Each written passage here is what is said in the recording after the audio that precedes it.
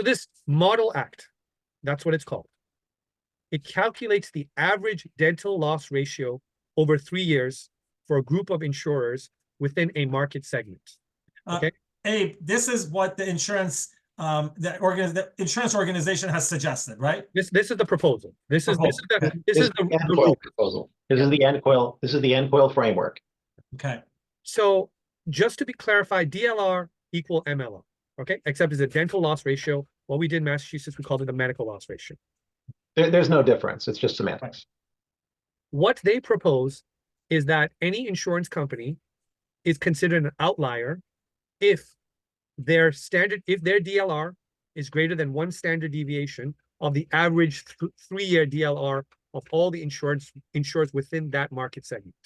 And I want to replace that word standard deviation with the range. Basically, the standard deviation creates a range for this average, correct? The standard deviation is how far are you from the average? Right.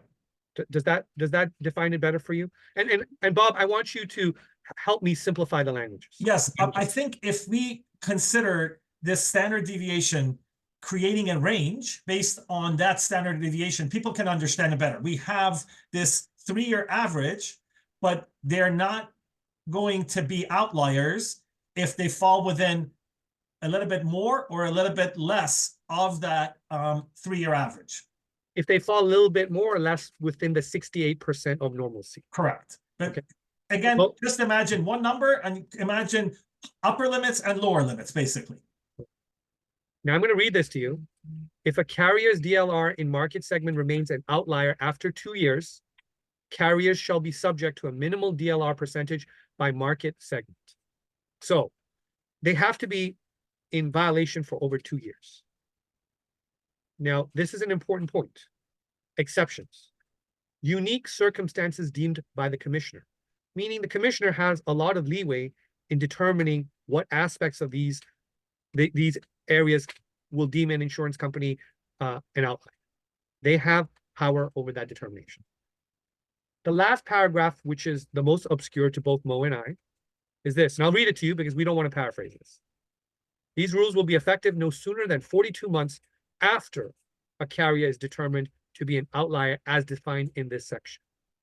What I'm going to do right now is there's some obscurities. I'm going to invite Mo to just say a few words as to what me and him have discussed about this. So let me say that there's a lot of latitude in this language. Okay, so let's just say on day one, do you have a 3-year average on day one? You've applied this as a framework in a state. Do you have a 3-year average? Actually, I would say you probably don't. Why? Because if you had a 3-year average of all of the insurers, then you could identify an insurance company as immediately out of compliance. But that actually violates ex post facto laws, because you would tell them you're out of compliance on a law that didn't exist for 3 years prior to that date. So you really can't do that. Okay, and they could easily just sue the state and say, we're going to file a lawsuit. You can't apply and call us out. You can't apply a law and call us an outlier for a period of time before the time of the law being existing. So if that is true, which it seems to me it would be, then what that means is that they are going to be acting as if it's they have 3 years from the date of that enactment. They have 3 years to get a 3-year average. Okay, so day one plus 3 years have passed, and then what happens? At 3 years, they're going to take the average of all of the insurers, and they're going to compare the 3-year average of everyone combined in a market segment. Okay, what's a market segment? That means like small market, medium market, large market. Okay, and they're going to say just all the smallest, all the mediums, all the largest, and they're going to compare the insurers what? 3-year averages. Okay, at the end of that 3 year, they're going to say this insurance company may be is out of compliance. And then what it said, and what it says in the third bullet point, if carrier DLR and market segment remains outlier after 2 years, so now they've got 3 years. Okay, now if you're an outlier after 2 years, that's now at 5 years. Okay, by market segment, you now trigger bullet point 4. Bullet point 4 is these rules will be effective no sooner than 42 months after a carrier is determined to be an outlier, as defined in this section. So when were they determined to be an outlier? Okay, at the earliest. Okay, and it is equivocal, meaning unclear. Okay, at the earliest, it would be at the end of the 3rd year. Okay, at the earliest. Okay, now that second bullet point says you have to be an outlier after 2 years. So you have to actually be at the 4th year. Okay. You determine an outlier after the 3-year average. You need the 3-year average to be defined as an outlier. Then at the end of the 4th year, which would be 2 years of being an outlier, is what this is saying. At that point, they then say you have 42 months after a carrier is determined to be an outlier as defined in this section. So were they defined in year 3, year 4? It's quite possible that it's 3 years plus 42 months, which is 3.5 years. It could be 3 plus 3.5, which is 6.5. It could be after the 4th year.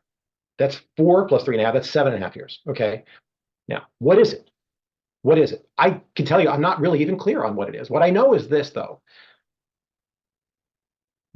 When you're trying to read a regulation and you're trying to apply a regulation as a regulator, there's just so many different interpretations that occur. So what do we have here? We've got a long time. Even if it was just 42 months, we've got a long time. But I'm telling you that my read of this is that it's somewhere between 4.5 to 7.5 years. Okay. Well, is that acceptable to dentists? Yeah, I mean, I have to tell you guys, and I'm sure that the audience is going to feel the same way. You guys are experts in this and you're explaining it well, but I get a headache just looking at this and listening to it, meaning that I'm confused. And our attorney colleagues, I love them, you know, they defend us and everything, but they will find a way to muck this up. This is going to go all the way to 7.5 years. They're going to argue it in front of the commissioner and say, you got to give us leeway. That's what the law says. I don't like the way this is typical confusing legal jargon that can be argued both ways. And well, compare it to Massachusetts, right? You got 83%. You get 83%. Boom, done. You don't. If you're not complying, you're rebating, right? That's how it works. You know, Kathleen Garrity, the executive director of Connecticut, they're trying to put through an 85% medical loss ratio right now, and they have been pushed back by NADP at their division of insurance. And Kathleen went publicly stating, that she was saying the ncoil agreement is not right for Connecticut, and she said because it's confusing and it's just not right for us. Now, why does she have to say this? Why is she trying to push back on a framework? Because it's being pushed on her because NADP is saying, oh no, we've relabeled this. It's the Model Act, as Abe has on this slide. So having said all this, Bob, I think the best way to clarify standard deviation and this act is actually provide you with a simulation. Yes, please. Give us an example. Example 1. In this market segment, now remember, data is not fully available. All models has its flaws. We're utilizing this very simple model so that we can explain to our audience as to what it is that we're dealing with. You're dealing with, in this sample, you're dealing with 3 companies. Their 3-year average for the first one is 58%. This is their DLR, okay? The second company is 60%, and the third company is 67%. The market 3-year average in this case is 61.67%. The standard deviation is 3.86%. So what does that mean? Based on the standard deviation, you take the average, you subtract the standard deviation, that will give you the floor. That means that is the minimal amount that an insurance company needs to comply with. And Mo has already explained about, does that mean, 4.5 years or 6.5 years? That we don't know. But they need to be compliant to 57.81%. Now, to further elaborate this example, I'll show you an example 2. Well, now hold on a second. Go back to that 1 second. Okay, go back to example 1. So in this situation, we have a range of 9% from company A to company C, right? It's a range of 9%, and all of them comply in this example. Okay, and the standard deviation is 3.86%. All we did in the second example is we changed one number, a 58 to a 51. And notice what happens to standard deviation. It nearly doubled. So in a small sample size, small population of players, a small number of outliers can tremendously affect the standard deviation. So company A went from 58% to 51%, while company B and C didn't change at all. And it virtually doubled standard deviation. Now, look at what's happening in terms of permissible floor. Basically, what you're telling me is that by one insurance company can bring the average down, now the range gets even bigger. Yeah. meaning that Actually, it's more than that. What we're telling you is that standard deviation has value when you're dealing with a large population. Standard deviation is very misleading as a guide when you have a very small number of plans in your population. So that one plan change can cause a massive impact on standard deviation, such that even poor company compliance becomes compliant. yeah, so go back, Be- go because back of, one. So the permissible floor, the bottom limit of this range was 57%. Yeah. And in the second one, nobody changed except one out of the three. 1/3 of the data got lowered, and now we're at 52% permissible. yes. Just imagine, in Massachusetts, we have a fixed floor of 83%. Fixed. Mhm. Through example 1 and 2, you could see that what are the incentives for company B and C to increase their dental loss ratio? What are the incentives? What are the motivations? They're ever so far from that floor now, just because, as you mentioned very well, Bob D, only 1/3 of the players has changed. And that in itself has changed that permissible floor significantly from 57 to 52. And I also want to bring up the fact that it doesn't matter if we have 3 companies or 30 companies. This is just for simplicity. We've brought 3 because as this gets a bigger population, the same rules apply. Actually, no. The smaller the number of companies, and dental plans are really an oligopoly, meaning it's a handful of players. Okay, the smaller the number of companies, the more impactful, the greater the range of the standard deviation. Standard deviation tightens with more population, and it widens and flattens with fewer population. That's why a 3-company situation causes these dramatic fluctuations from year to year. And that's the case. That's the case in dental insurance. So where the NADP successfully got ncoil to potentially adopt this plan, that is a home run for NADP, and they should be popping corks over this. And I should heard also say, and this is really important for people to know this. ncoil has not yet ratified this. Okay, it is planned to be ratified by the National Council of Insurance Legislators on at their next meeting, April 11th to April 14th. This has not yet been ratified. Okay, and it's my view that we should all be opposing it. Let's see a different example. Now, remember I gave you the rules right from the beginning? Well, there's a loophole. The outliers are not only those that have an average of 3 at DLR greater than 1 standard deviation, but there exists a safe harbor. And that is regardless of what the standard deviation is. If you are within 3% of the average, you are compliant. that means throw away the standard deviation anyways. You're just going based on a fixed number away from the average. Is that what you're saying? And the fixed number is 3%. Right. Right. So let's say, so in Massachusetts, if you apply that to Massachusetts, right, we have an 83% medical loss ratio, but you'd be saying, but you're in substantial compliance at 80%. So you just give away 3%. There's a greater danger to that, and you're going to see that in a second, Bob. Okay. This is a little bit more of a complicated simulation, but it's going to drive the point that Mo just made. Okay, so if you look at this chart, you see that we calculate averages over 3 years.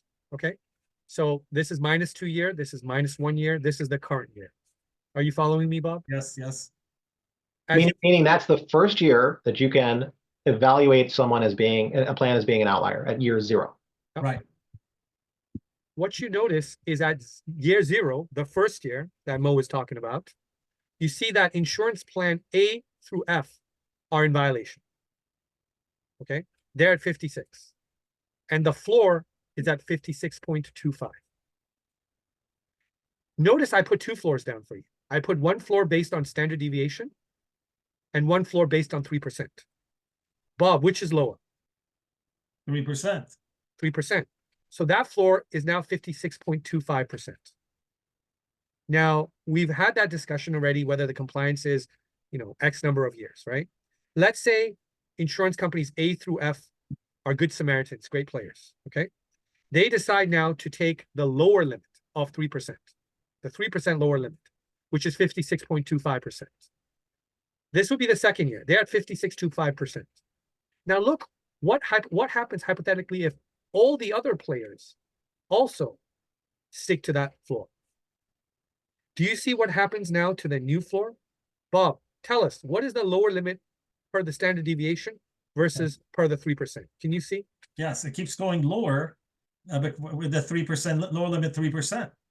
So is anybody now is anybody non-compliant anymore? Nope. Okay. So the market, the industry as a whole, now recognizes that this floor is 55.25. Now, let's say they all move towards that limit again. What happens in the third year? Look at the new floor. The floor is dropping, Abe. The floor is dropping. Now, I don't need to elaborate any further. You see the point. Year 3, year 4, year 5. And when I first presented this to Mo, Mo told me, you know what, Abe, it's probably unlikely to drop to 0.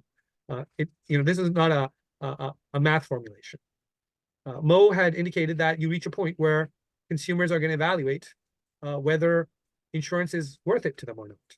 So we will reach some kind of an equilibrium. But it's important through this example to, number one, identify the loophole, and number two, compare and contrast this model with the Massachusetts model. In Massachusetts, you have a fixed 83%. MLR data in Massachusetts can potentially be utilized for competition because everybody has to be stuck at the 83%. And they can't go lower than that.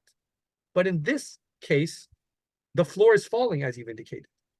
Mo, explain to us why MLR would not be as effective as an instrument of competition in this model as compared to our Massachusetts model.